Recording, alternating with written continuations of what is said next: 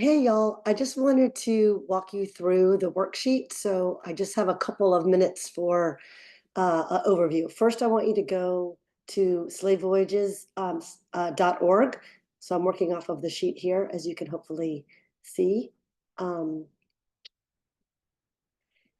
and I want you to, for the first thing is to watch a video. So if you click here, they'll just introduce you to what is going on. SlaveVoyages.org website has net. So they tell you about slavevoyages.org. Unfortunately, when you go back, oh no, it did work. Okay, so watch that video where he explains what it is. And then next, I want you to look at the maps, which is down here. If you can see special features. So click on the introductory maps. They're in a weird order, but just poke around a bit. Certainly, I want you to look at the overview of the slave trade. That's number one. And then spend a little bit of time also looking at number 9, the volume and direction of the slave trade. So that might help you visualize what's going on as before you start getting into the data. There's also 2 really great video reconstructions. You don't have to watch both, but pick one. Either watch they're about 5 minutes. The Marie Seraphique that's traveled in the 1770s, or the Aurore, which traveled in 1785. So pick one of those or watch both, just to really understand like more viscerally, I think, what's going on.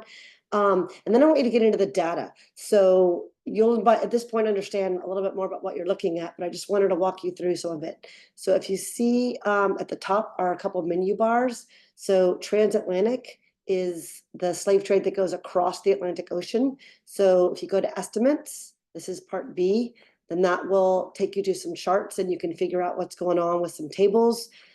So I ask you to look at that for a bit. I ask you to change the columns. That's this part here. In the center, it says columns. So if you look instead at where did people get on, that's the embarkation from where, and then you have to click update.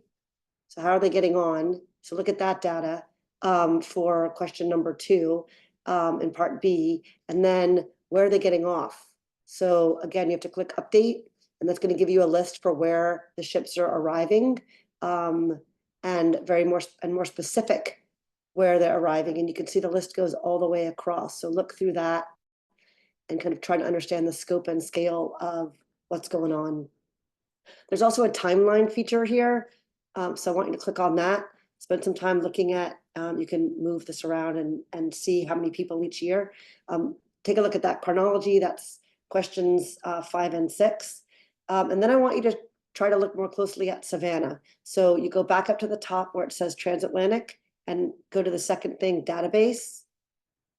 There's a lot of buttons here, but once you get it, I think it'll make sense. So transatlantic database, you can see there's information at the top here. So look under itinerary. So we want to figure out who's coming to Savannah. So we want to know, it's not where they would get on, right? Because the ships are going to Africa, coming across. So it's the place where they're landing. So go to place where captives were landed, and then across principal place. And you can just type in Savannah, and you'll see it come through, and you can just click on that there, and you have to hit apply in order for it to work. And so this is for part Roman numeral 2. I don't see there's a Roman numeral 1. Okay, well, anyway, I must have switched some things around.